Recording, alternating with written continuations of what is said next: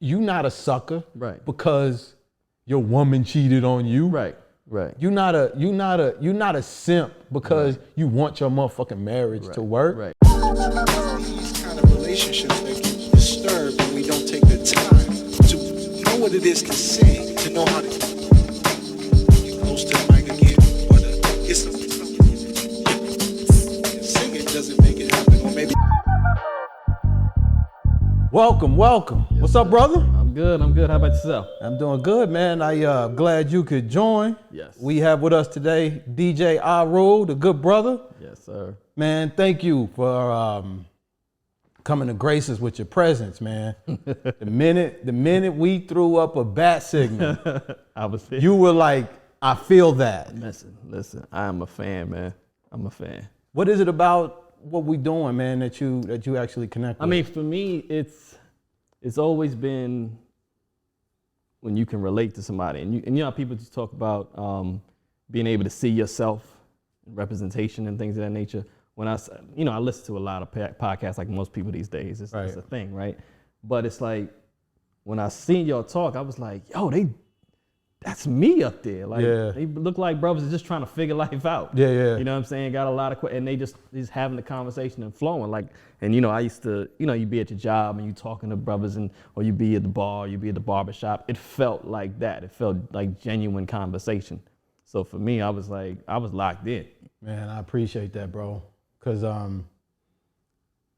that's how we want people, I think, to feel. And we also just want to see brothers, man, just talking about shit that I feel like we all be trying to figure out, man. Right.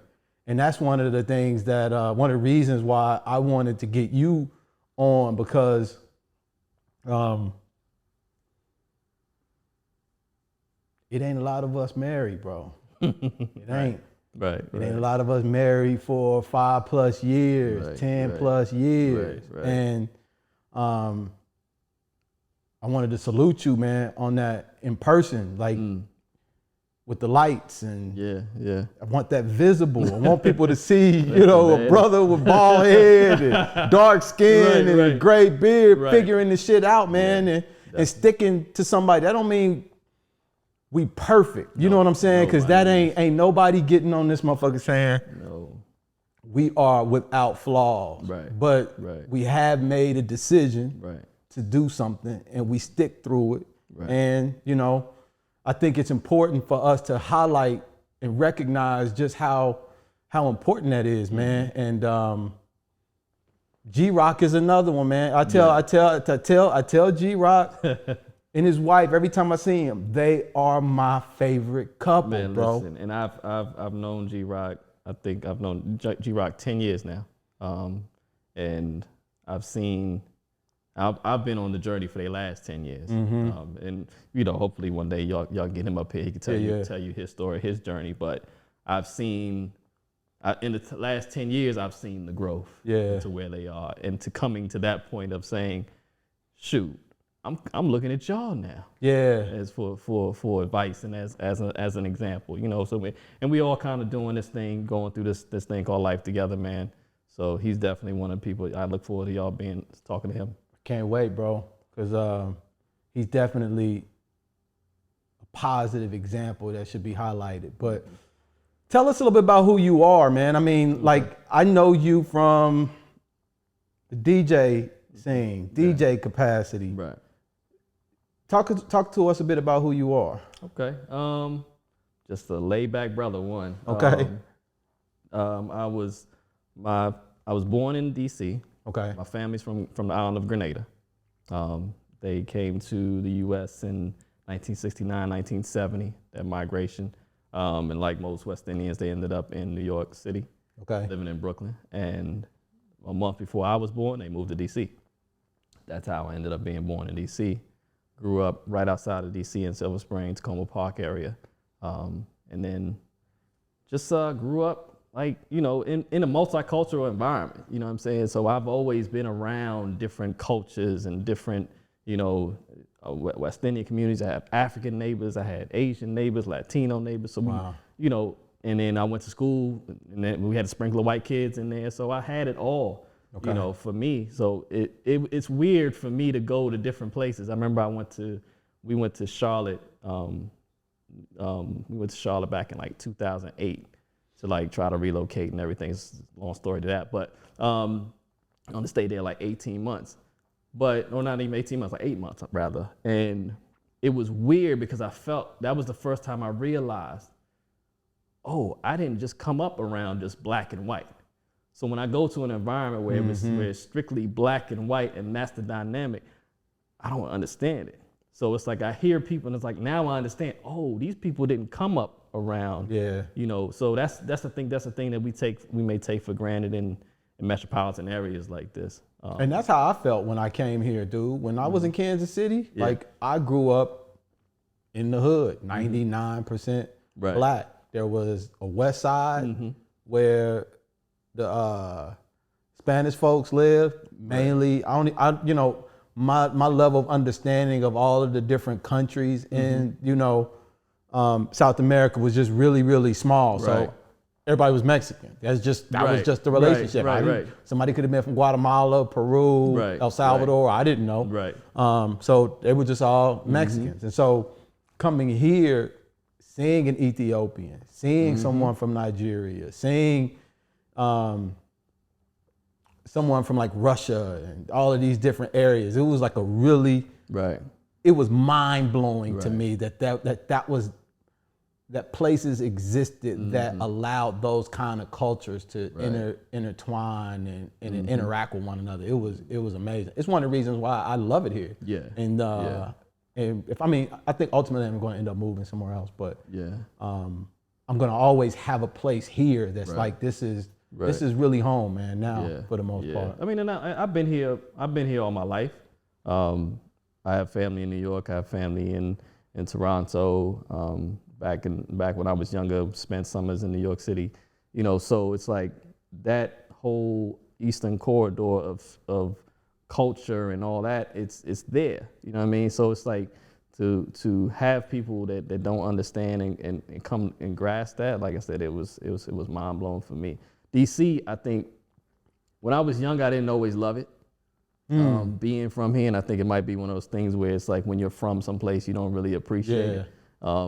But now it's like understanding the rich history that definitely that's been here, from it being Chocolate City, now it's it's something else city. It's like a chocolate vanilla swirl city now, but I mean it's still Chocolate City. It's soy, it's almond, it's soy ice cream city.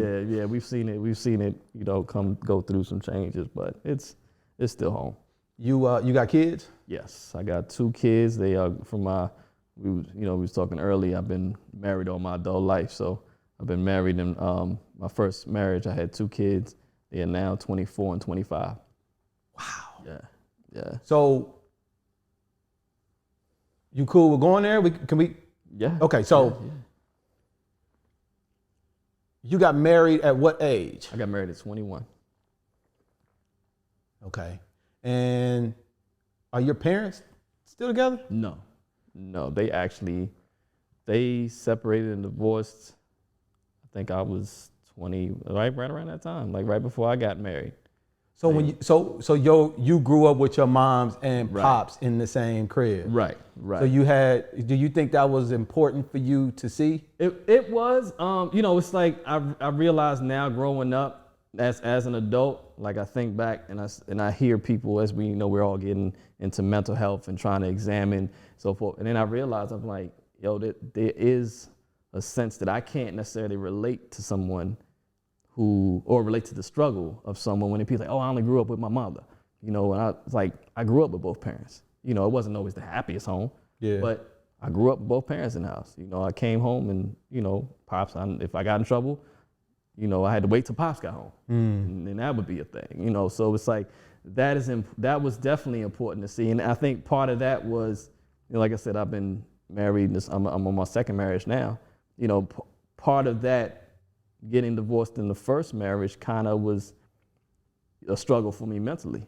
because it was like, that was my frame of reference. It was like you stayed in it until, the kids got older at least, and then you went around about your way. So for me, it was really like, oh man, I had to come to grips with, I had a failed marriage, I'm not a failure.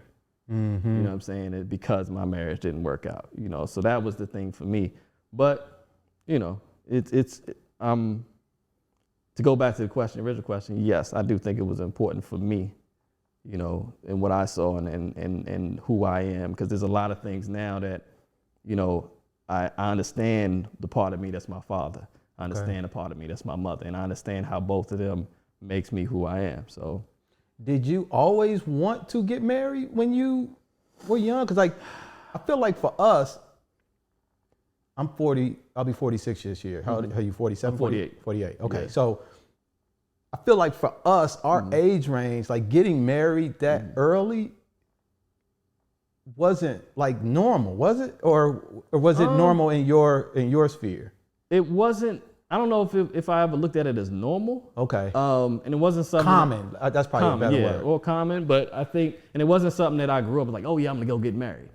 I think for me what happened was I left home when I was 19, and I was just out here, you know, didn't necessarily know what direction my life was flowing. And I think the group of people that I ended up being around, I'm 19, they probably were like 22, 23 or something like that. But a lot of them were like getting married. Okay. So I started feeling like, well, you know, you do what the crew was doing. So for me, it wasn't like I wouldn't go looking for it, but when the first opportunity, I was like, all right, well, it seems like this is what we do. Yeah, okay. You know what I mean? So it's like, so it wasn't a foreign concept to me to say, oh no, I'm not getting married. I hadn't been jaded. I hadn't seen a bunch of bad stuff in marriages, all that. So I was like, oh, okay, we seem like we're on the same page. Okay, cool. So your peer group was getting married? Yeah. Okay. Yeah. One of the things I want to point out with what you just said is we were really motivated to leave the house at an early age. Right.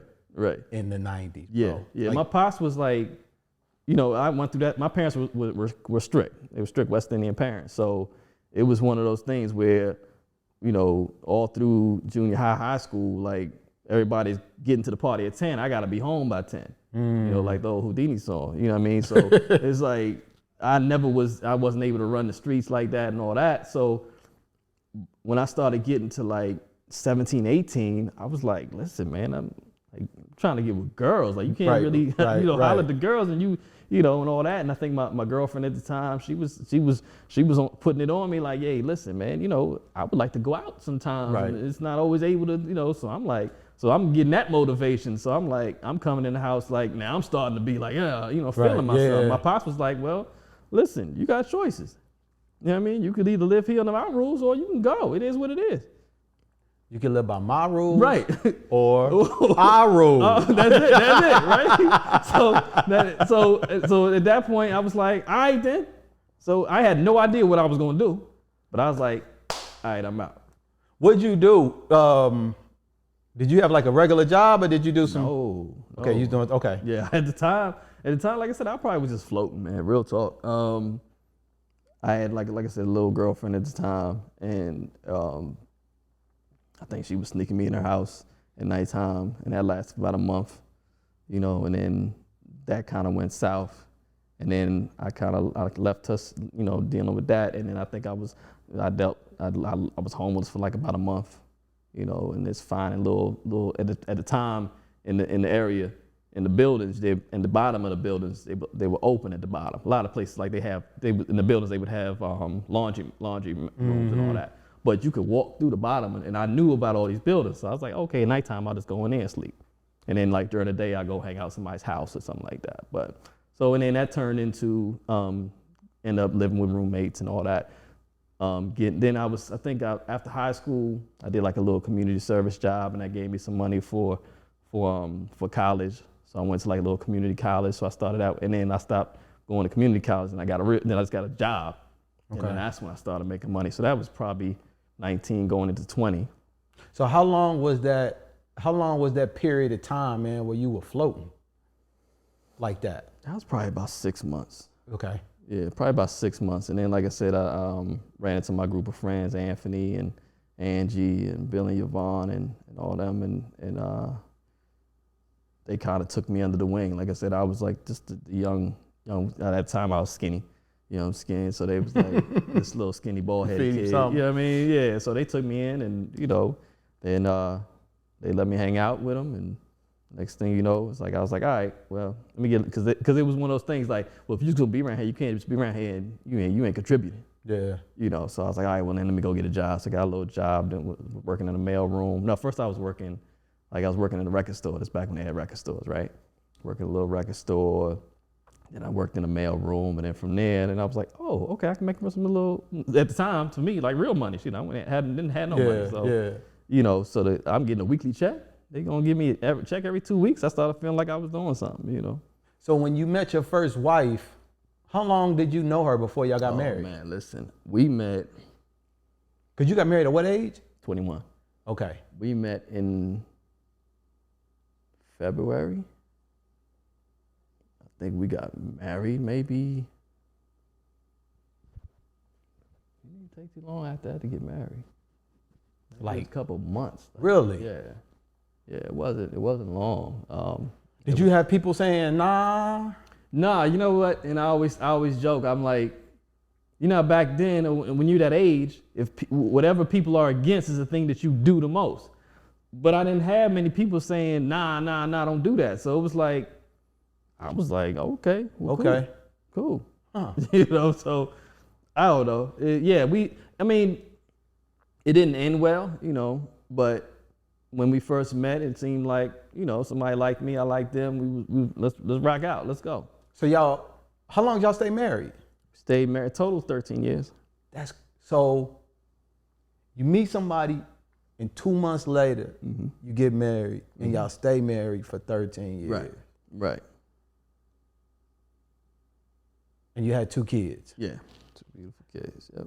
Boy and a girl? Boy and a girl. My son is 24, Messiah, he's 24, and my daughter, Jania, she's 25. So she's the oldest. Yeah.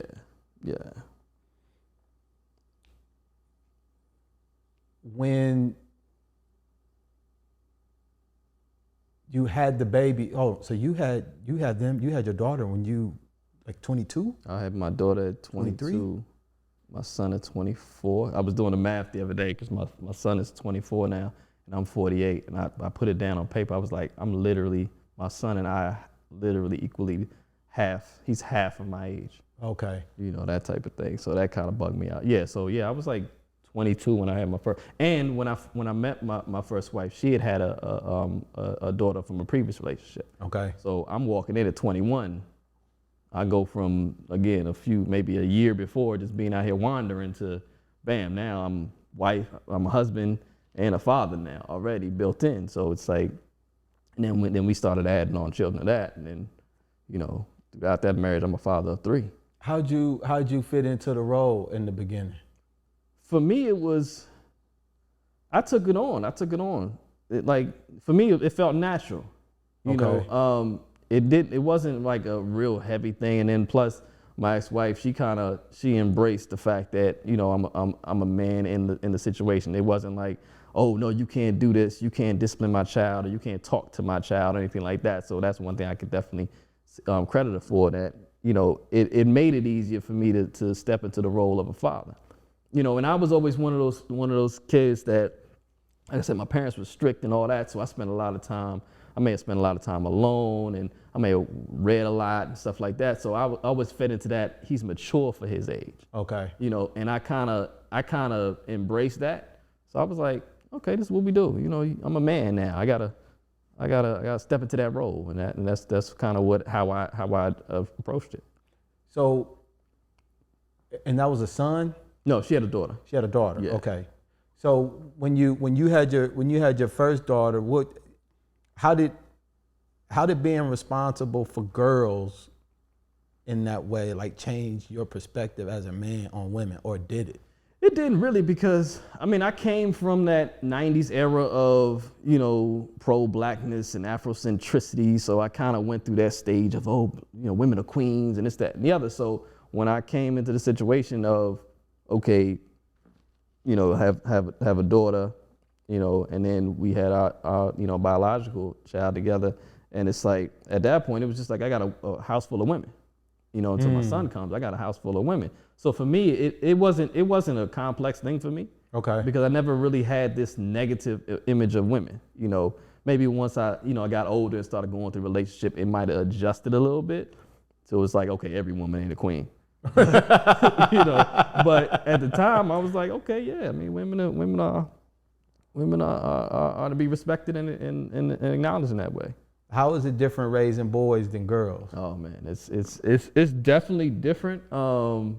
Just because you know what it is to be a young boy and to be a man and all that, and you know what comes with that. Mm-hmm. So for me, my son, I remember him as a small child. Now again, he's growing up in the same household as I'm governing with all these women.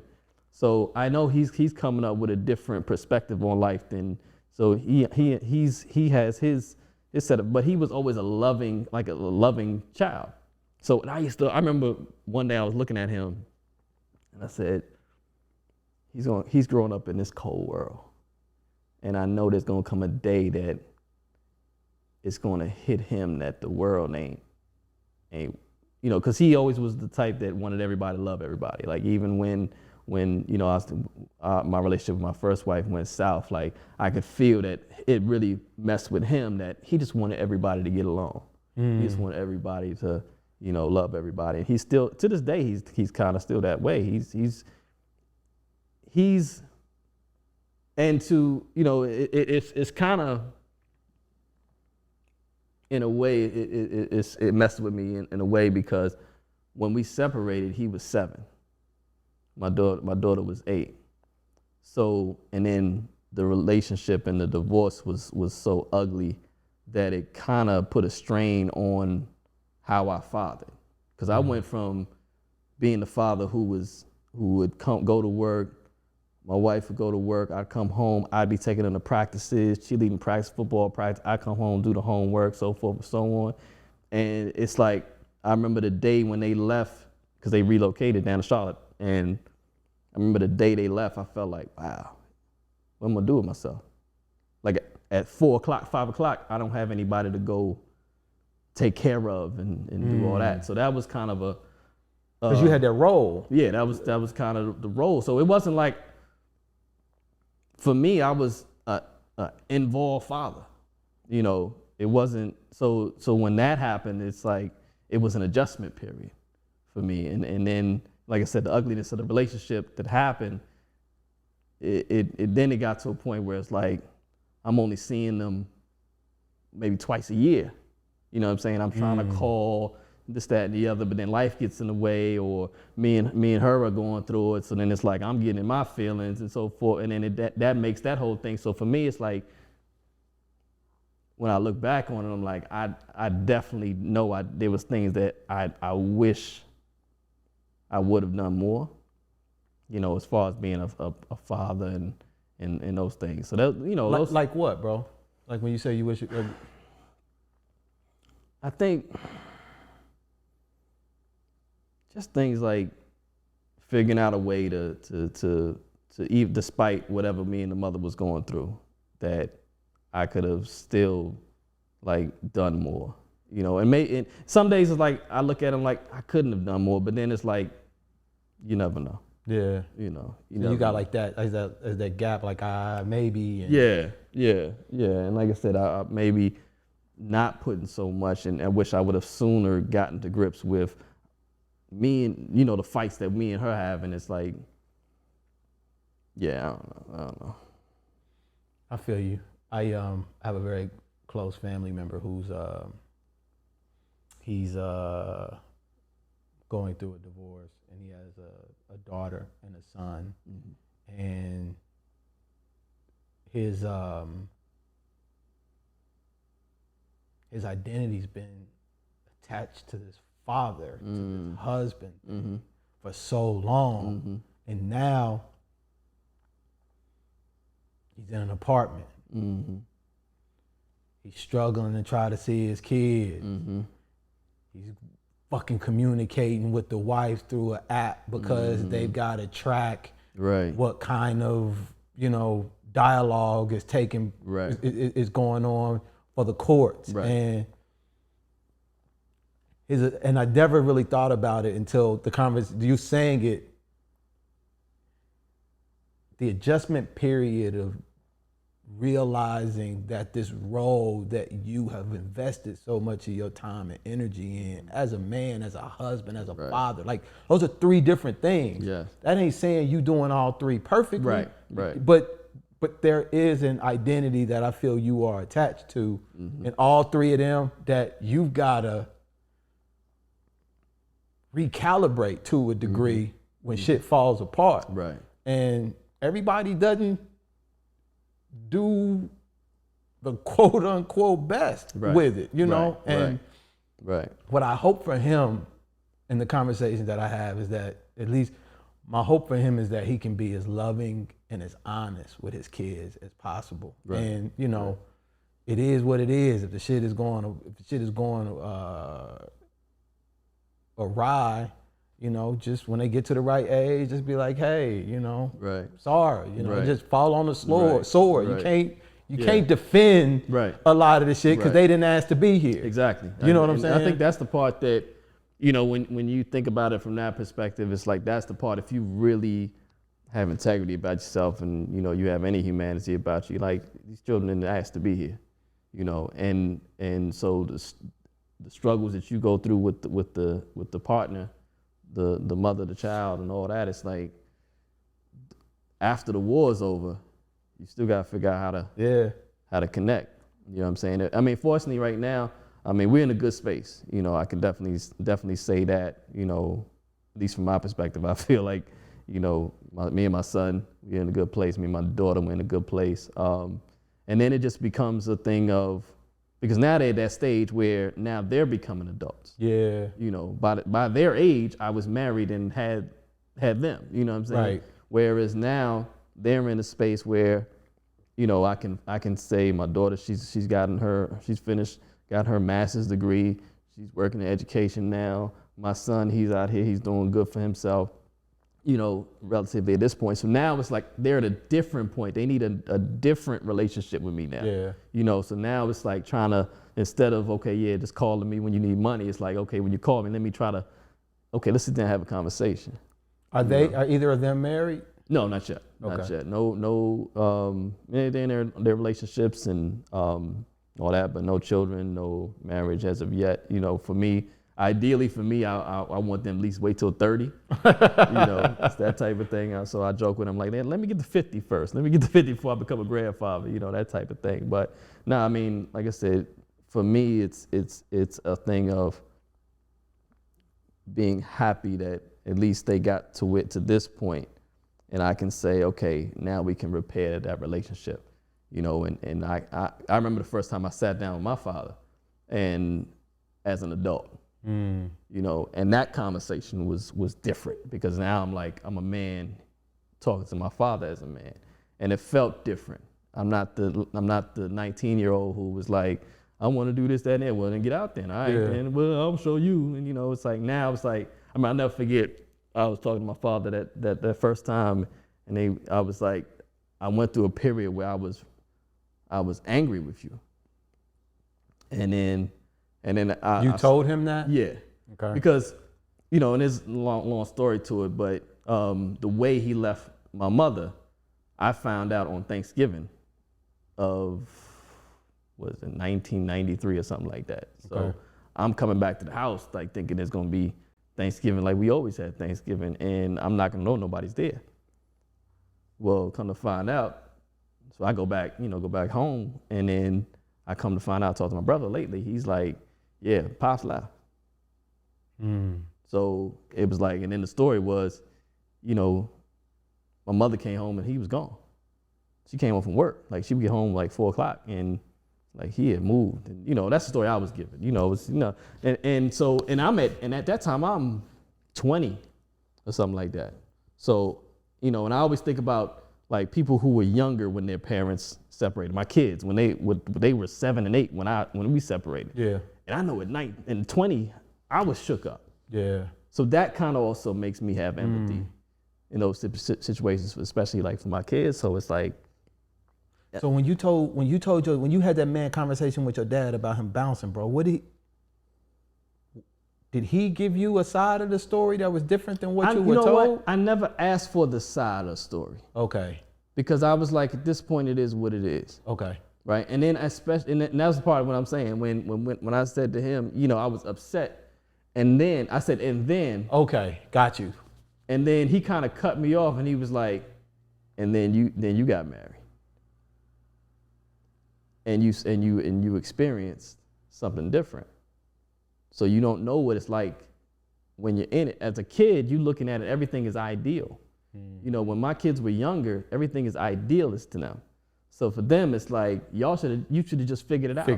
You know what I'm saying? Yeah, it's simple. You know what I mean? You don't leave, and I don't know, the messaging that's given is like, oh, you just abandoned, and you don't abandon your kids. I'm never, and they're thinking, oh, I'm gonna get older, I'm not gonna do it, because everybody thinks when they get older, they're gonna do it perfectly. And then you get in it and you're like, it's more complicated than that. And you hope that you do it. And I hope for them that they get it right. You know what I'm saying? I always figure that it's going to get right, and with the children, when it's your opportunity, that's your opportunity. So have you had those tough conversations with your kids yet? I've had them, but not like fully. Those are coming. Like last time I talked to my son, I said, we definitely going to, we're at an age now. You're at an age and I'm at an age that we both have two different perspectives of life. You know what I'm saying? You're in this you're the definition of pop culture right now. Mm-hmm. I'm half of your age. So it's like, but we're still living in this same environment. So it's like now the conversation that we're gonna have is not from simply father to son. It's from a 25-year-old man to a 48-year-old man. And the same with my daughter. She's going through things in her life that it's like the perspective for her as a 25-year-old, woman out here and a black woman in today's society. I gotta understand that. So it's like I do a lot of listening when I'm with her, or a lot of question asking. Yeah. Things she starts telling me about her life, and I'm like, okay, well, I want to know from her perspective. So it's like I'm at a point where it's like the relationship is to me is beautiful in the sense that I can now sit and listen as much as I can give. Do you think you were ever at a point to where you weren't listening? I don't think so. Or they felt judged, or like they felt they couldn't talk to you? I don't think they ever felt like they couldn't talk to me. I think it's just the age that they were. I got you. When you're going through your teenage years, that's the hardest time for an adult to try to communicate to a child. And I can sit here and tell them all that from my perspective as what's going on, I'm going through with your mother and this, that, and the other, but they don't care nothing about that. Yeah. They just know that, I wasn't there, as much as I could have been. And I can respect that. I gotta respect that. Yeah. I gotta appreciate that. And I'm the type of person I'll take when I really analyze it. I can't look at I just did everything right. I know that even if I felt like I did everything right, in that child's eyes, all they know is that I live 2 states away. Yeah. The calls get less. You know what I mean? And like I said, I can go through, I may have my reasons, but the end result for the child is that's what it is. Yeah. What I think is beautiful about what you're saying, bro, number one, you saying it. Yeah. You know what I'm saying? Like let's start there with just the fucking baseline of that. Right. And because I think a lot of times our guilt can shut us down and get defensive, which can exacerbate the issue and make it even worse. Yeah. Because, regardless of what I feel like the kids go through, bro, they still, okay, now what? Like that's gonna always, now what? Right. Nigga wasn't there. Right. Now what? Right. You felt like he abandoned you. Now what? Right. He wasn't what you wanted him to be. Right. Now what? Right. And the fact that you are creating a space and have the perspective to be open to listen when they do try to answer that question, because it's probably gonna be something that they're gonna have to figure out. Like, now what? Like, I don't know. I'm gonna be in my motherfucking feelings for a while. I'm gonna lash out here and there, or whatever. But you know, you've already you entered into the space acknowledging something and understanding that it's gonna be this. And so for a while they're gonna be shadow boxing. It's like, hey, I ain't here to fight. I'm here to repair. I'm here to clear up. And so to whatever degree you're willing to invest in that, I'm here, you know, and even more than that. You know what I'm saying? Because I had these thoughts in my mind about my mom not being certain things. You spend the whole 40s, bro, like the whole time. And then you get to a point to where it's like, now what? Like, now what? Like, all this shit I'm holding on to. And I'm telling you, as a dude who got issues with their mama, ain't nothing worse than a motherfucker showing up like that in relationships with women. Ain't nothing worse for a woman than to have daddy issues showing up in relationships with dudes. And so the dude you gonna meet is gonna be cool up to a certain degree, but a lot of what we asking these people to help us with, they not responsible for. Like, you gotta go to that man, you gotta go to that daddy, you gotta go to that mama and be like, okay, let's have this motherfucking conversation and, you know, see what parts are uncomfortable, see what I can heal from it. But no, I mean, but this is the time. It's like this is another portion of the life or the age range that I'm excited about. You know, because like I said, now that they are becoming adults, now I can really have a comment. They're starting to have their own life experiences. You know, they're going through their own relationships, you know, whether they good or bad, how they flow and all that. It's like now we can start to talk. You know. Because they know, like, it's a different, and then when they start having their kids, because like, whatever perfect is, they not gonna be that, you know. So they gon' like you said with your dad. Yeah, man, that's thank you for sharing that, dude. Because, you know, like, niggas always want to get on something and talk about how perfect shit is, and you know it ain't, bro. But that's But it is that. It is perfect too. I mean, I think I'm getting to the point to where I'm accepting both sides. Like that's kind of like what makes the shit beautiful. That's what makes it perfect. Not that it's perfect, but that you're accepting both sides of it. The imperfection, there's perfection within the imperfection. You know thank what I mean? you. And it's I like the stories and talking to people who didn't get it right, or that aren't scared to share that they didn't get it right. You know, because the reality is that helps. You know, because there's a lot of us, we going through, and you may think I'm the worst.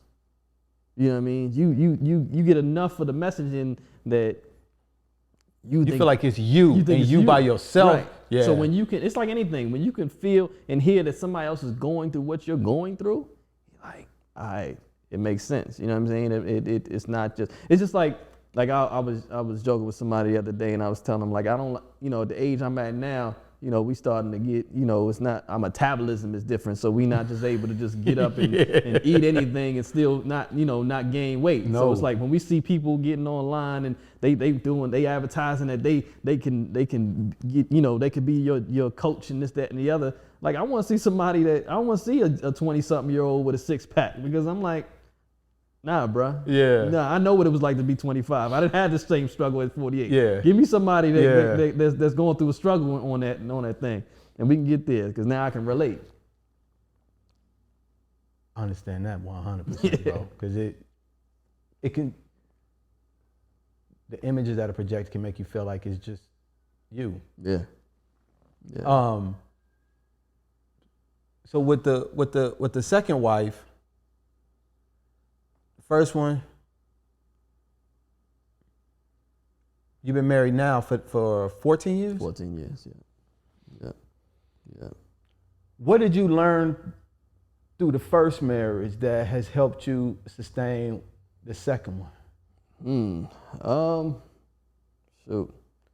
I don't necessarily know if it's that I learned anything. I think I was just going through a point of evolution that, you know, I'm 21 when I first married the first wife. I'm 30 something when I meet into that relationship and start and get married. I'm like 34 at that point. So I almost feel like I was at a stage that I was ready at that point. Okay. You know, I was more mature. You know, because who you are at 21 is not who you are at 25. Not at all. Who you are at 28.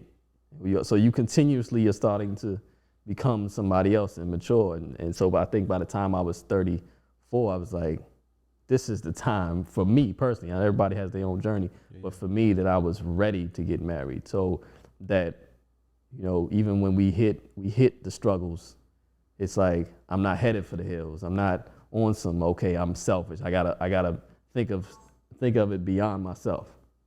You know what I mean? So from your perspective, it's more you than it is the woman, you feel? Yeah, I think it begins with me, and then I look at the woman, you know, because I think for me, it's you got to look at yourself first before you look at your partner, not necessarily in relation to man or woman, anything like that. I think is that everybody has to look at themselves first, you know, as, okay, what is it that I'm not doing, or what is it that I'm contributing to this issue, you know, or issues that we're having, you know. And I think if everybody can say, okay, we all playing a role in this movie, let's figure out what it is that we need to get it right together, then you got a chance. But the moment that you're on it like, oh, it's you, it ain't me. You know, everything about me is good. If you just act right, we'd be all right, you know.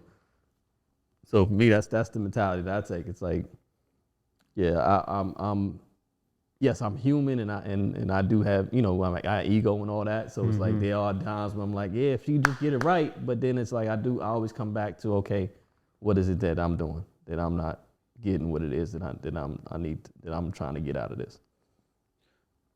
So that sounds like something I guess you learn, right? I mean, so we can be stubborn, right? And just like, yeah, this is just what it is. Right. But right.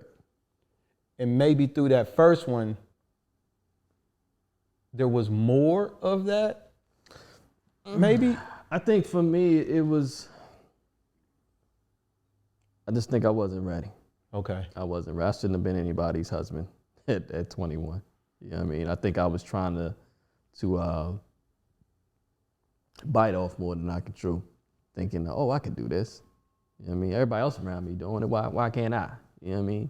But it's like I said, once you get older, you start realizing, okay, wait a minute, maybe I ain't built for this. What is it that you felt? Because I'm curious. Because I have an idea or something I kind of like learned in myself at the time when I did it. Like, what do you feel you realize marriage is now that you didn't realize it was back then? I think it's understanding all the dynamics that a marriage is. Marriage is, I think when I was 21, I was in the, the hopeless romantic perspective. Like, oh, love is gonna conquer all, you know, that type of thing. And now it's like, I understand, okay, there's love. I understand marriage is a business. You know, I understand that you know, it's two people that come from two different backgrounds that are trying to balance off each other, you know, and get through this thing called life together. So it's that partnership, you know, and so you have to understand where the other person's come from. It's not all about you, you know, it's not all about, okay, well, I ain't getting what I want, I'm out. You know, it's like, you got to get through all go through the trials, tribulations, and travels and say, okay, I remember where it wasn't good now because we took the steps to rectify it. It got good and we fixed it, you know, and I think for me, it's understanding that if you have somebody that wants to work with you too, that's on the other side, that's trying to do the work too, then you got a chance. Yeah. You know what I mean? Because they say over 50% of marriages fail, right? So it means you got a 50-50 shot. You just gotta, if you ain't got the right person, it ain't gonna work. Did the situation that was going on with your kids negatively impact like your marriage at the time? It did to a degree, because I'm trying to establish this relationship at the same time that I'm trying to physically, or not physically, but legally end this divorce, So it's like, you gotta deal with that. And it's like, she's trying to figure out, where I'm at, Are you gonna go back to the situation, or is this really me and you? So I meet her at that point in life, and it's like, I'm trying to be like, okay, yeah, I'm trying to end this. I'm trying to, incorporate her into, introduce her to the kids to her. I got, children's mother. She's not feeling that dynamic. So then that becomes an element, and it's like, I've been in my current wife's shoes, being a step parent and understanding, what goes into that, and understanding. So it's like, when she's not able to experience what I was with someone who said, okay, yeah, you know what I'm saying, you can have access to the kids, you can be an influence in the kid's life, you can play a part in the kid's life. Now she's got this entity that's, now they're warring, that puts a strain on our relationship. So that definitely took its toll in the beginning. We got through it. It took some prayer and some some gut wrenching, nights, but yeah, we got through it. I love it, man. I love it. I don't know what the average person's idea of a marriage is, but I think that there's all we see are like these small moments or snippets, so to speak, and not realizing that there's a whole fucking engine of energy and love and disappointment and doubt that fuels this thing that has to have the right mixture of different shit to just be like, and that's the piece of it that I think we forget. It's more of a romanticized concept of what this shit is. And when it's not what we feel it is in our head, when reality doesn't match, we feel like it's wrong. And and I don't think enough people, for whatever reason, tell their story about the challenges. Because the only people who do want to tell it are the people who are quote unquote good. It's one of the things I think I fuck with Will Smith heavy on, bro. Like, you can say what you want to about that brother. He do a lot of shit wrong. A lot of they shit is sideways. But I like what he says when he gets on. He says for good or bad. Like, that's it. I fuck with that. That's it. You not a sucker, because your woman cheated on you. You're not a simp because you want your motherfucking marriage to work. We get into this, especially now today. It seems like there's that space on the internet and YouTube and all that where everybody has the answers, and you have the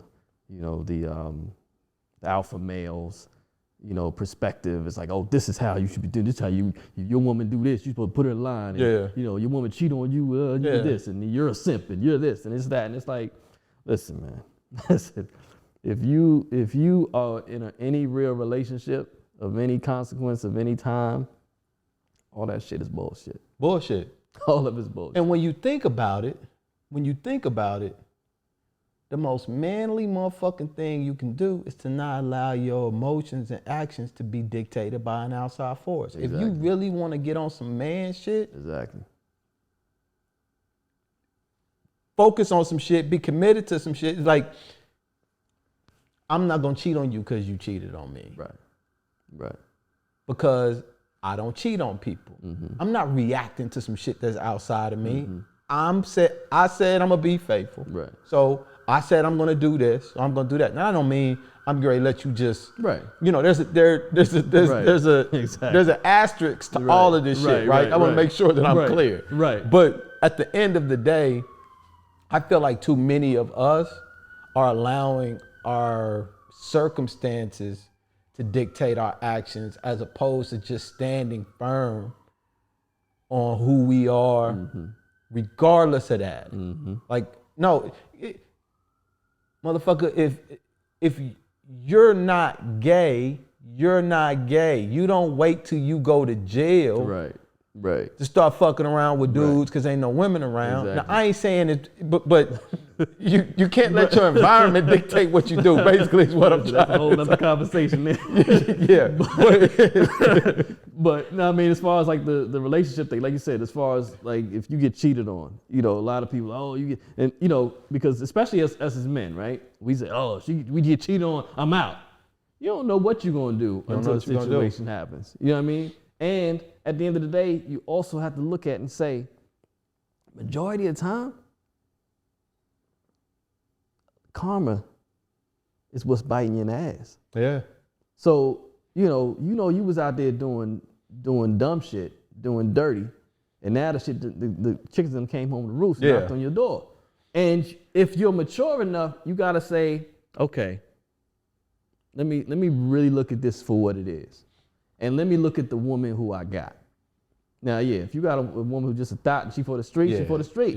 Yeah. But if you know you don't put this woman through all the bullshit and she got to her breaking point, at some point you gotta be like, listen. Now, mind you, what if you put another woman through the bullshit? Let's say you doing right by that woman.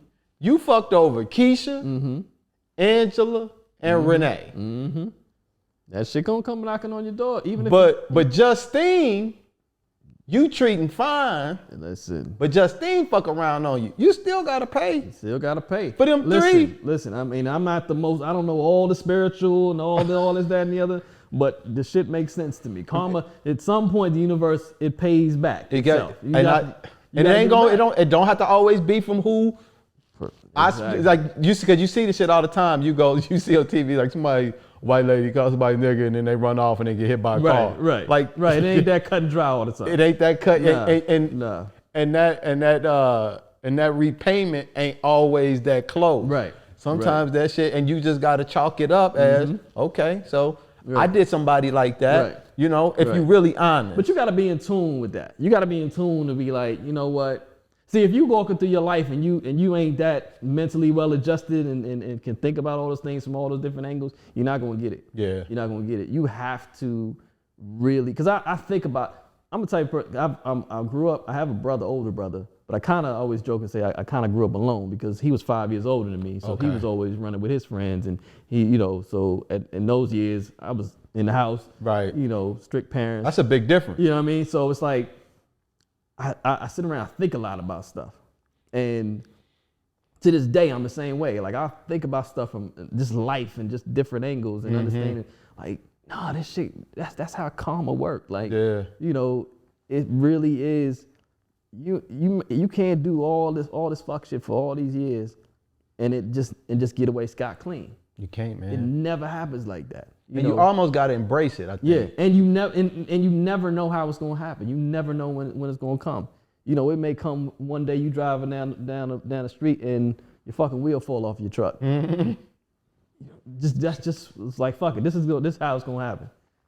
Cause we gotta accept both sides. Yeah. Like when you hit the lottery. Yeah. We call that God. We call it blessings. We call that blessings. Right. But if you try to get in your car. To start it to go somewhere, is that not a blessing? Because like, what if you get hit? Like, all of it is based on what your awareness is of what's taking place. Right. And our purview of awareness is so narrow, we can't see it all. Right. But that don't mean shit ain't working outside of it. Like there's a hand. Yeah. There's an intelligence that's governing all of this shit. And it comes in, like I said, it comes in different ways. It can come in the form of, not in a relationship where somebody's cheating on you. It may come in the form of, you know, your business interests just ain't working out, you know, whatever, but it's going to come in some form or fashion, but you have to be mentally, emotionally intelligent enough to be like, all right, I understand what's happening, you know, because it's not just, okay, it happened. It's like, you have to look at it and be like, I understand, I get it. Yeah. I get it. I understand. And that takes maturity. Yeah. Because it's the immature person that's just like, nah, you cheated on me, I'm out. You know what I'm saying? And again, like I said, if you just got a woman for the streets, you got a woman for the streets. I get it. Yeah, I advise you gotta be out. But if you really know the relationship that you got, and like you said, if it's a situation where you may not have never cheated on this woman, but you know the fuck shit you did years ago to 20 other women, it's like, you know what? I've been in those shoes of the person who cheated and did the grimy shit. Let me sit down and talk to this woman and say, okay, what happened? And then you might find out. And have an honest conversation. And have a honest conversation and be ready to hear shit that you aren't ready to hear. That's the tough part, bro. You know? That's the tough part. Is it that you wasn't giving enough time? Is it that you wasn't having sex with her as much as she wanted? You know, as you should have been. At some point, she got a breaking point too. She wants sex too. You know what I mean? So you have to understand that and come to grips with that and say, okay, and be mature enough. That word maturity I keep coming back to. It takes maturity. And a lot of people aren't that evolved and mature to be in that space. Are you what's your communication skills like in your marriage? Listen, some days it's great. Okay. It's amazing, and some days it's shit. That's good though. Yeah.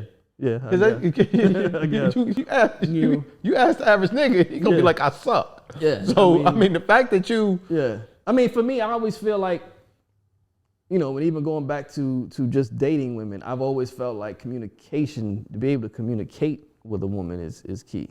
You know, I never had much money, never was tall, wasn't the most best looking person in the world. So my only game was my conversation. Yeah. My ability to communicate. Okay. So, you know, I used to always trip, you know, women like, you know, it's just something about you. I don't know what it is. You know, I don't have I can't have conversation with dudes. And I was like, what are you talking about? Isn't that what part of it? I thought that's how everybody was communicating. Now let me be clear on communication. I ain't talking about just it's sunny outside. No. I get you. Feelings. No, yeah, no. Okay. No, we going, yeah, because listen, no, I definitely understand that because that communication level that you have to really sit down and talk to your woman and y'all talk about things, especially when y'all been through some ugly things, that's important. And that's there's an art to that communication. It's not just we sitting down talking, like you said. Did you always have that ability though, or did you? No, I think I may have always had a desire for it, but I don't think I've gotten to that point. I got to that point in this marriage. You know, I think it's because I've been going to, I've gone through marriage counseling in both of my marriages, and you realize after a while, all these counselors are telling you the same thing. They just telling to you different ways. They're giving you the same tools. They just telling to you the different ways. Yeah. Right. And it's like once you and we met a counselor that really had an impact on us, and we were like, okay, let's implement these tools. Let me listen. You know, let me acknowledge what you're saying.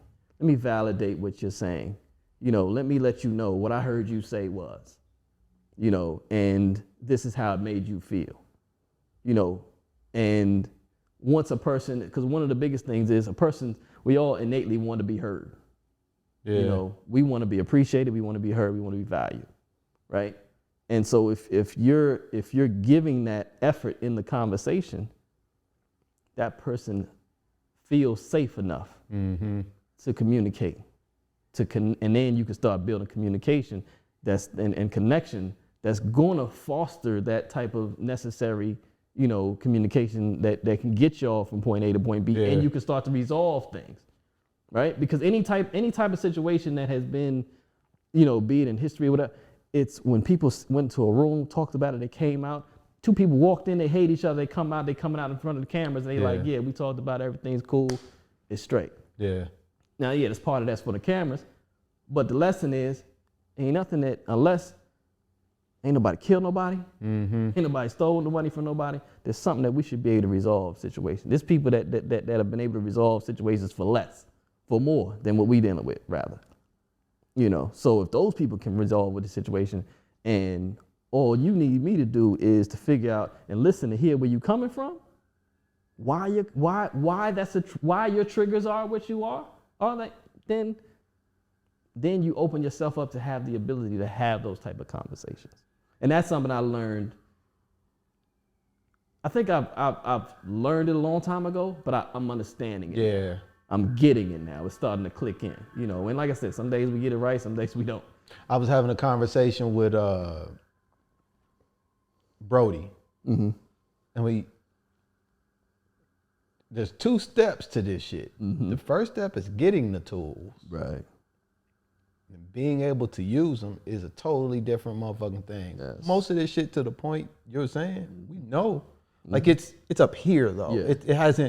It hasn't made its way down. Right. It hasn't integrated itself in a way that causes us to actually implement it and use it. Right. Because we're being triggered by so many other things that we don't realize that's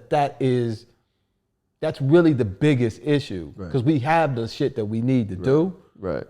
We have the tools to implement. The tools to accomplish the task, to clear the shit out of the way so that you can have an understanding. But when my motherfucking button is pushed, all that shit's off. Yes. And that button can be an emotional reaction. It could be, the way you look. It could be not getting something that I want. Whatever it is, it starts clouding everything. Right. And you got to learn how to manage that first. Right. Because just getting the tool is half of it. Maybe, and I don't even think, honestly, that's the most important. And I don't know what the most important one is. Well, I think it's understanding how to use the tools and the reason behind using the tools, right? Because it's like I've just been getting lately into chess again, right? Okay. There is knowing how to play chess, and there's understanding the strategy behind chess. I learned how to play chess when I was 9. I know how to move the pieces around. Okay. But when you understand, opening, you know what I'm saying, and how you control the middle of the board and what moves are the sacrifice for this and that and the other, and now you can start to set the game up. It's a completely different game. It's a beautiful game. When you can understand, yes, you've been given tools, then it goes differently from just, I heard you say this, and I understand that where you're coming from, and I apologize, I never meant for that to be the case.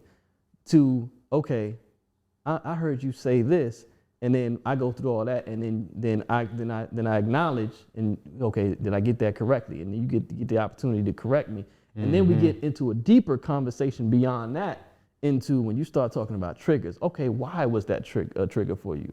Where did that first start for you? When was the first time you had it? And now we start counseling each other. And they say, you know what you're gonna say? I don't know, pussy. I just know I was triggered. right. Now, right. And because she triggered. And you got to go through all them days. Because she. So it may take you a month, a year of those type of conversations, and then a year later you can have that same conversation. Next thing you know, you start going back. She starts remembering. And when I was 10, XYZ happened to me. And that was the first time I felt like that. And this is similar to what I've been feeling in these situations.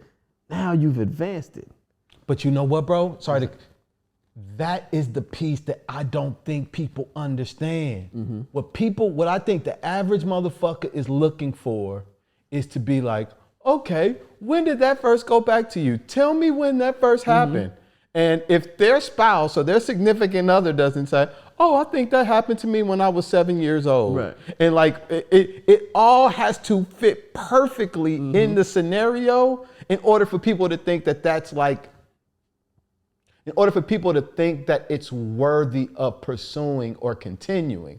Because to your point, you're gonna have to have several conversations like that that might last a year, Right. might last a year and a half. Right. But when you're committed through a marriage, that's what you've signed up for. Exactly. So we'll be like, oh, I talked to you last week. I tried to say something to you last week. I tried to have a conversation. Right. And because you aren't ready doesn't mean you don't want to do the work. Right. And it's like, Right, because there's a phase of the whole going to therapy or just trying to work your conversation out, is that ego takes place as in, I'm wrong, you just need to get right. yeah, So everything in that conversation ain't going nowhere, nope. because we're both on, and then I get in my feelings, then I'm like, now it's counterpoint to counterpoint.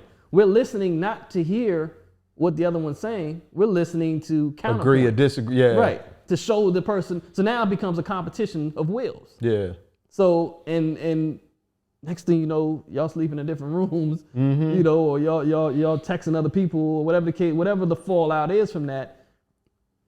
And then, like I said, or else you get to a point where you keep banging on it and keep having those conversations, go through the ugly times, go through the ugly days, and then it's like DJing, right? You go, when we was learning to DJ, we sucked for a long time. Long time, bro. We kept at it. We figured it out. And then one day we were like, oh shit, I can do that. this is working. And you don't remember the switch. You don't even remember the switch. You're like, oh shit, I'm effortlessly doing it. I'm actually good out here. Yeah. You know what I mean? And that's what happens. You get to a point where you start having those conversations and you have a breakthrough in a conversation, like, oh shit, it's happening. It's happening. Now we moving the thing. And I think it's easier said than done. And it's not even like there's a great insight to say, okay, this is how you got to do it. All I know is that you got to keep at it, you know, and be committed to it and be determined. And that's marriage. And that's marriage. That's marriage. That's marriage. Most of the things in life, they all kind of follow the same pattern. If you're trying to learn a skill, if you're trying to lose weight, you know, we talk about getting older. You're trying to lose weight and trying to, you know, whatever. You're trying to get an education. It follows the same course. Yeah. You know, if you're failing at it, it usually is because you didn't take the time to put in what you needed to put into it. You know, and you didn't put it into it. It's not, like when kids would come on, oh, the teacher don't like me. And like then you're like, really? Like, come on, teachers ain't been liking kids since the beginning of time. Yeah. It's not the point. Man, there's some situations, the teachers needs to be addressed, but point being, most of the things in life, man, is what you put into it. Most of the failings that I got in my life is because I didn't put anything into it, or enough of what I needed to put into it, and I acknowledge that. You know, I could have been way further, you know, in my life than what I am, but I gotta acknowledge that. You know what? I was half-assing. I was bojangling when I was a teenager. I remember I always think about it now because I drive by this church, you know, here and there when I go around my mother's house. As this church I passed by, and I always remember that church because I remember there was a white lady. I was like 19, 20 years old, and in high school, anybody who knew me, I was always kind of like the pro-black kid, the little Malcolm X kid in the school. Back in the 90s, we all had the black medallions. I was the you saw the picture that I posted the other day. Which one? The one of me in high school with the high top fade. Oh yeah. That was on. I was on that type of time. So it's like you was skinny, bro. Yeah, I was skinny, man, and it trips me out to this day. Like I'm like, yo, I was like. It was one of the people that you look like yo, concerned, like yo. Yeah, and I don't mean like you big now, but like it was almost like some. Right.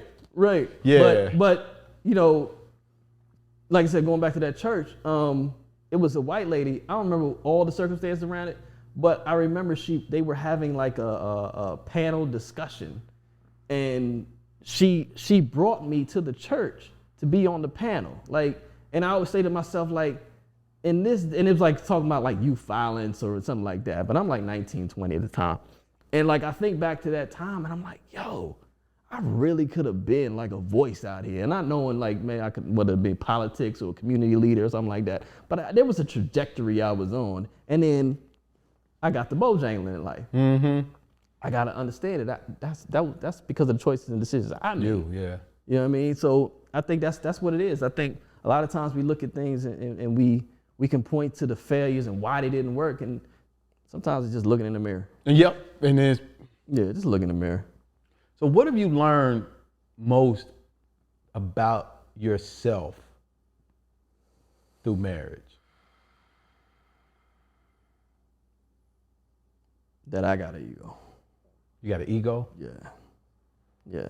Cause I was always one of them people, like, I feel like I can get along with anybody. Everybody's better get along with me. I don't have, you know, I'll meet anybody where they are. And then it's like, nah, there's some days that I'm like, nah, bro. I'm not budging. I'm not budging. What do you think that's about? I think that's going through life and feeling like, because I wasn't always the most boisterous person or the most forceful person, feeling like I got taken advantage of. Looking back on my life and feeling like I may have gotten taken advantage of in situations and feeling like I'm not gonna let that happen again, you know? So it's like I'm fighting that now and fighting battles that aren't needing to be fought, or fighting and not getting to that, being in a position where I used to be like, all right then, you got it, I'm not gonna argue with you. To the point where I'm like, nah, I'm arguing with you. We're gonna leave this argument. I'm gonna I'm gonna sleep on it. I'm gonna take my notes. I'm gonna come back. We're gonna have this because I'm gonna show you that and then it's like, then I start like, what are we doing? Yeah. That's not even you. Like, A lot of energy. That's a lot of energy. It's a lot of energy. And I'm a type of person, I guess, like we said, I'm laid back. I'm not really into all that conflict and fighting and that. I fight the fight that needs to be fought. But to me, it's like every fight, it's like 48 laws of power? And one of them is like, you extend, the further you extend into the battle is the more you're gonna lose. It don't even matter. It don't even matter that anything you gain at that point is really a loss, because you wasted so much energy, time, and all that. What did it cost you to get it? What did it cost you to get that? You know what I'm saying? And I don't think that's what a lot of, we just like, oh, I wanna win. Yeah. You know, I gotta have the upper hand. I gotta get, and it's like, for me, like I said, yeah, I don't know if the ego's always been there or something that now has crept in this last, say, 10 years, where it's like, okay, I got this thing now. I'm battling that ego to say, okay, I'm good. I don't need you. So if you could, because what I heard you, even though you used the word ego, what I heard you describe was insecurity. So is that I would say, yeah, there's some definite insecurity there.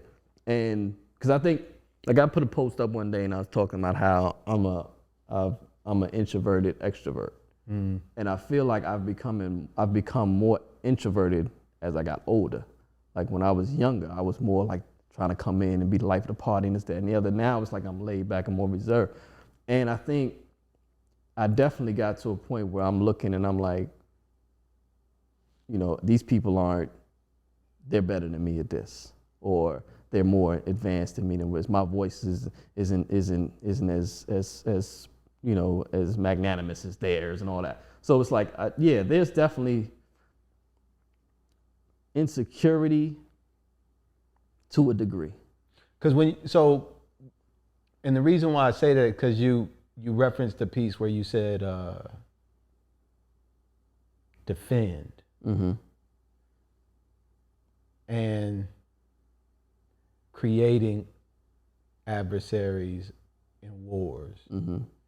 And I do the same thing. Mm-hmm.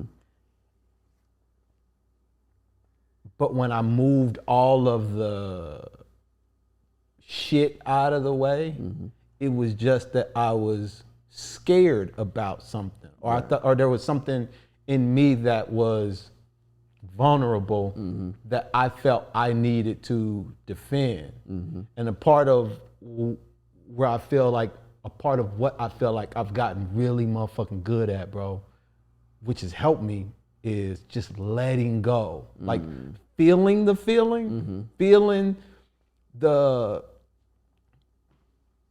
attack, quote unquote, acknowledging, oh, okay, and then just letting it go. Right. And then just feeling it and then just letting it go. Because the minute I hold on to it, now I got something I can focus on to fucking beef with. Right. And it's and I can always hold on to something to motherfucking beef with when I can really just let it go because there's an insecurity in me that always feels like I need to defend, especially when it comes to some women shit. Like for some dude shit, unless it's like vibrato, like when we like flaring up, then I feel like it. Right. But, and it's crazy as I'm saying it now. Sorry, I feel like I'm getting a little long with it. I feel like I have to defend more verbally with women in the past. So like a dude, we just talking. Right.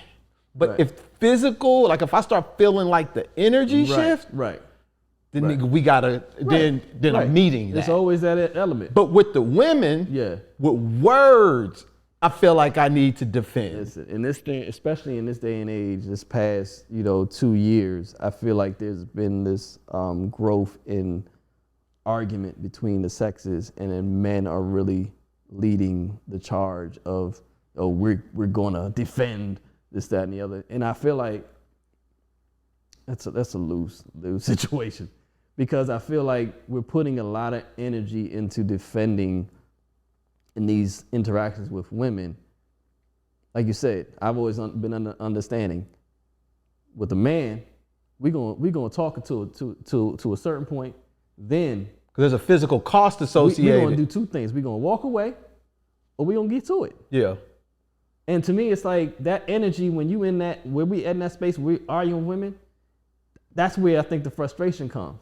Because especially if you're a dude that's like, I'm not gonna be physical with a woman. Right.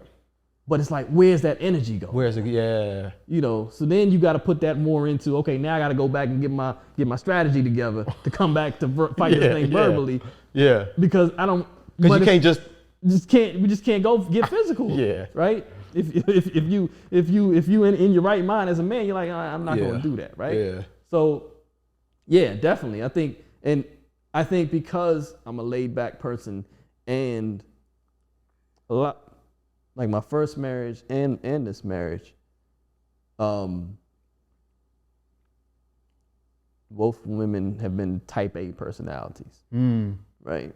So it's always kind of like, at some point, I can only be calm but so long, because type A woman. Yeah. But dude, that's a hell of a teacher. Right. So that you signed up for a class. Right. Whose teacher. Right. Like that's how they teach. Yeah. I like type A's though. I can't be with I don't.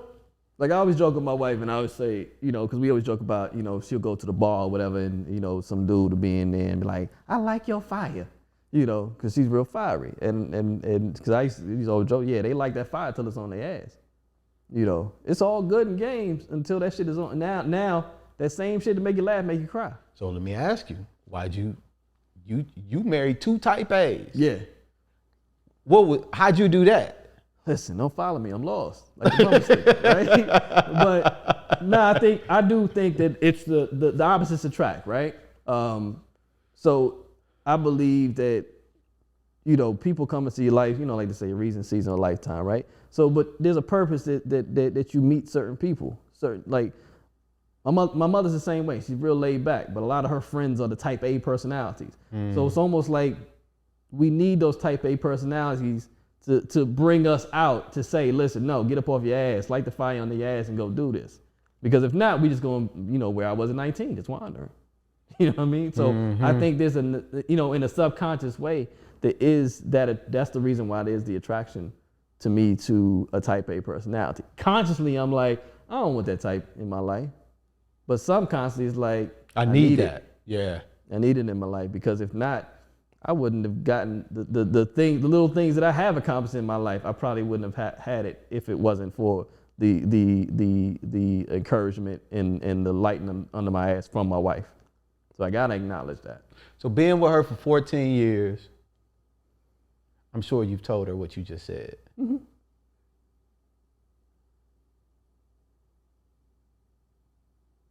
Yeah, man, that's dope. That's dope. Because we're choosing these things, even if we don't consciously know we're choosing them, and we don't use the discomfort from the choices as an opportunity to learn more about us. We actually use the discomfort sometimes to be like, nah, that don't feel right. And the cool thing about what I'm hearing, or at least what I'm feeling based on what you're saying, is that you knew you weren't necessarily ready at 21. You know, you got your 2 beautiful kids from that, bro. And you guys have started on a journey and a path to manifest the next level of whatever that relationship is, man. But you fucking bought another ticket. Right. You know what I'm saying? Right. You just said, I want to get back on the ride. Yeah. Cause Yeah. you know. Yeah, I mean, because I think that's important. I think, you know, we all kind of put the perspective into one phase of it. Oh, you wasn't there as when they were at this stage. And it's like, you get older now, being 48, you know there's a whole nother stage to this life thing. Yeah. And when you're watching your children get older and they get into that 25 range, and you're like, okay, they going into that stage, and now it's an opportunity. I may have missed that opportunity here, but I can start here, and I can give them something I still have something that's necessary for them. Yeah. You know, because you're the parent, bro. You got something to give. Yeah. But it's like we kind of tie the story into when they were small. You know, that's the battles of the parents. You know, oh, you left me, and then the child grows up with this, oh, my parents wasn't there. You know, and then if you don't come back and reconnect at some point in the journey, especially before they get to a point, then you become the guy who just came back because they got successful. Yeah. And now they looking at you like you're really a piece of shit. Yeah. You know, it's like, no, don't come now. You know, so it's really being mindful and saying, okay, you know what? The game ain't over. You know, it's maybe the third quarter, but it ain't, the double zeros ain't on the clock yet. Right. Let's get to it. You know what I'm saying? And and be in the capacity that you know that you're useful. You know, at that point, you become, like I said, you're a guidance now to them in their adult years. And you're even more qualified because now they're looking at it like, okay, if they're smart enough, they're like, okay, Pop's been through this. You know, or their mother been through this, or my auntie been through this. You know, the older people in their lives, they've been through this. Yeah. So now, just like everybody else, be it the teacher, be it an auntie, be it a coach, as a father, that's your time. You're one of the main people that's got to be there. So how do you tell a dude who got 13-year-old who don't fuck with him? Because he ain't in the house no more. He getting a divorce from his mama. How do you tell that dude that there's a place on the other side where you are when that daughter is now 25 and there's a new opportunity? You just gotta stay in there. Stay in there. It's gonna be them years. They was, you know, them teenagers especially, you know, as my kids got into their teenage years, there was some dark days in there. You know, there was some times where they didn't look at me favorably, you know, or at least for me, it felt that way. I could feel it, you know, and that fucks with your psyche even more. Like when you, especially again, if you're a man of a certain type of mentality, it's gonna fuck with you, you know. So when you feel like your kids ain't fucking with you, yeah, there's a lot of, I just want to throw the towel in. It is what it is. And I'm not even saying that, like I said, I did the best at it, but I think it's just, for me, I always felt like, even then, I always felt like, when they get older. When they You get even older. felt that even then? Yeah. I just held on to the hope. You know, nothing's guaranteed, right? But you just hope, like, at some point they're gonna get older. Because, and I kind of, maybe it's because I had the frame reference with my father. I felt like I know that where I got to at a point that I could sit down with him in a different stage. So I felt like it's my kids may not necessarily connect with me right now, or they may not, you know, feel those vibes right now. But at some point, if I'm the man who I know I am, I got a shot with them when they get on the other side of 18, on the other side of 20, when they get into their 20s and they 25 now, and they really get into this real life thing. I know I got something to offer them. You know what I'm saying? And if they're willing to reciprocate, it's gonna be beautiful. But it take that, just holding on to that hope and being consistent in it. Whatever little things you do, just be consistent in it. Bro, that's so motherfucking moving. And you're going to help people, man, with what you just said, because that's a piece that that when you're in it, this person didn't have that example with their dad, Mm-hmm. you know, and that's what's good, that you could leverage that and then connect the dots and use that, like, Mm-hmm. for relevancy in your own situation. But for somebody who don't have that, it's like they just still grasping. Yeah. So just you saying that and dropping that is something for somebody to hold on to, because they don't have it, bro. Right. And they're lost. Yeah. You know what I'm saying? Yeah. And so thank you for that, man. No doubt. I mean, and that goes back to what we were talking about in the beginning. It's like just being able to see somebody that you know is going through your same struggle that makes you feel like I'm not alone. Because like I said, that feeling, going through it, you can internalize it and feel like, I ain't shit, I ain't this, I ain't that, and then it becomes the negative speak. But if you can see somebody that's going through it, like, all right, you know, I don't know what it gives, but, you know, spiritually and all that, but maybe that's what it is. It just, it's everything happens for a reason. It's like you need to be able to see somebody going through it to say, all right, if he could do it, I can do it. Yeah. You know, it's the reason why we love the Kobe Bryants and the, you know, or the Muhammad Ali's or even the Mike Tysons. We've seen the fail. Yeah. And we see them come back up. You know, that's what we love, the inspiration in that. You know, so it's like on a lower level, on everyday life level rather, it's like if I can see somebody that's just like me, that has my exact same story, then okay, that gives me at least to get to me tomorrow. Mm-hmm. You know, because it's all about what gets you to the next day and gets you to the next week, gets you to the next month, and just to keep fighting. You know, when I was going through it, listen, I thought it was gonna last forever. It felt that way.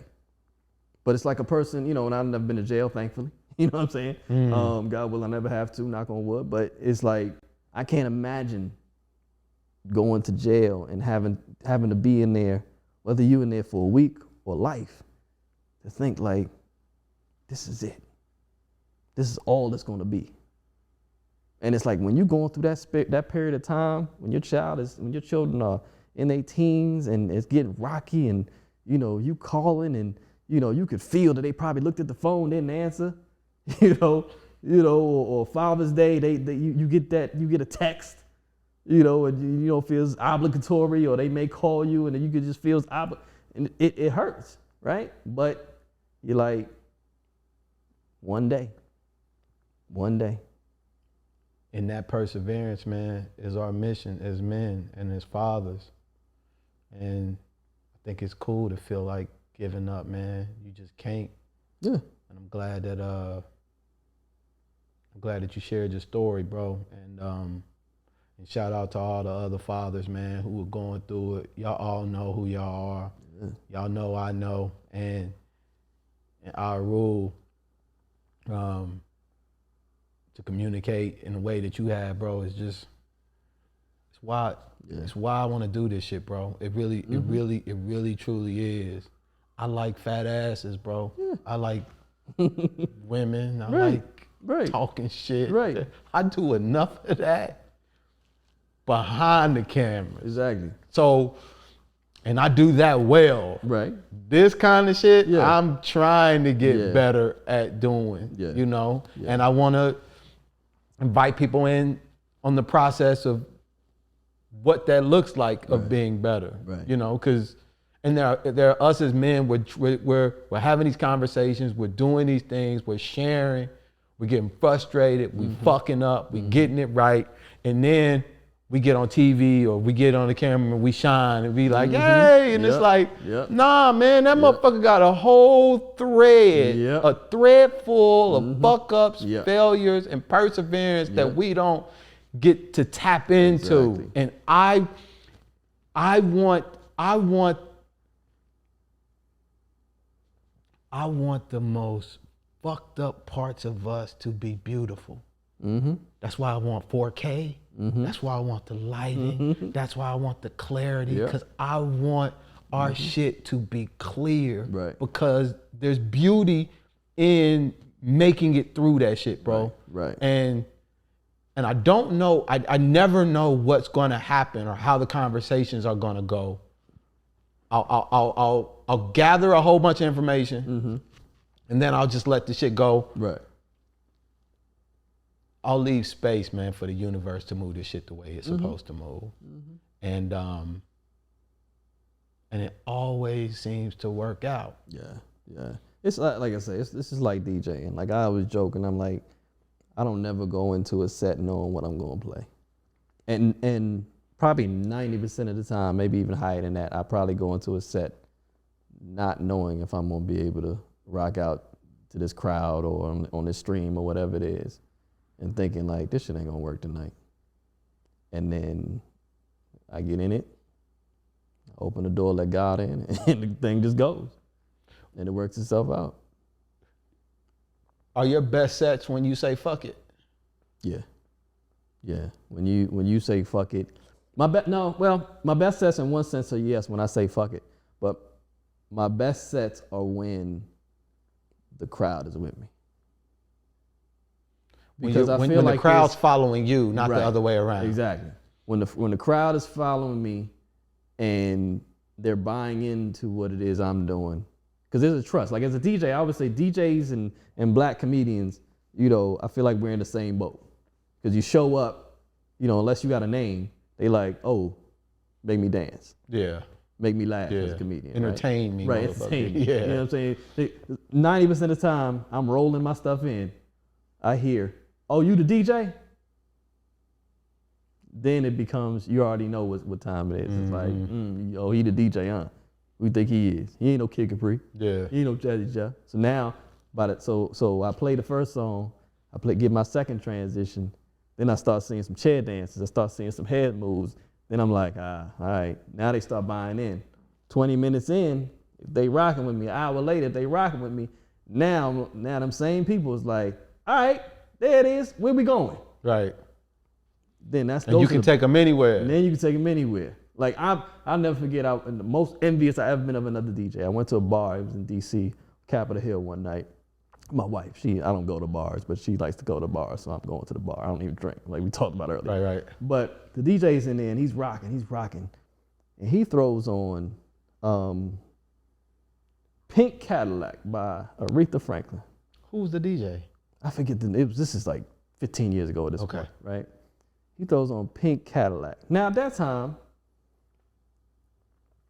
at the moment, the way he threw it in there, he only threw it in there because he had the crowd.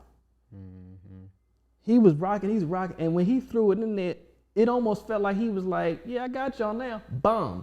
And the energy in the crowd was like, oh! And you know, any DJ, that's what you want. That's what you live for. So when you start throwing stuff up like that, you like Curry now. You just throwing up anything and you know what's going in. Man, I was out somewhere one time. I think the craziest thing I dropped, bro, when I had them. And it was Nina Simone's Strange Fruit. See, stuff like that. You like, see, you know, people just playing the game at a whole different level. Because it was like, I had them. Right. But I knew, because it was weird, because I was somebody talked to me the minute after or the next day, and they were like, you were into it. She was like, we had a real good time. Everybody was doing good. He said, but when you played that Nina Simone Strange Fruit, she said somebody next to her was like, oh. What? And I was like, yeah, I did it on purpose. I didn't give a fuck. Because I knew where I wanted to go with it. Because it was a down south set too. And I went from that to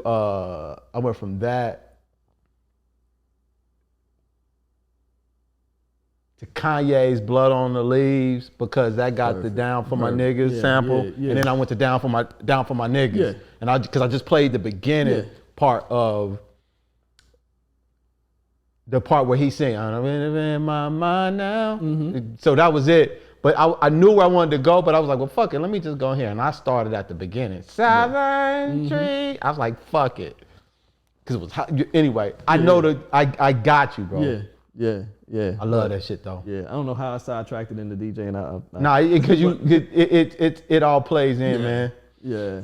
Nah, I think anything you do, man, it's like you just, especially when you have an idea of what it is you're trying to do, and you know there's a chance that if I take this road, it's going to be an unorthodox road, but I know I want to go there.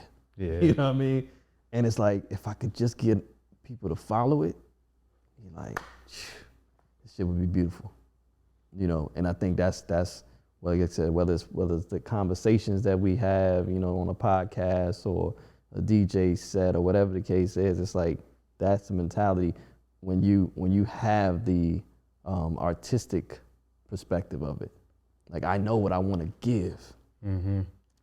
I always want to know if somebody gets it. And that was the part of the reason why I thought it was important to always let you know from the first time I seen y'all doing this. I was like, no, I gotta let them know.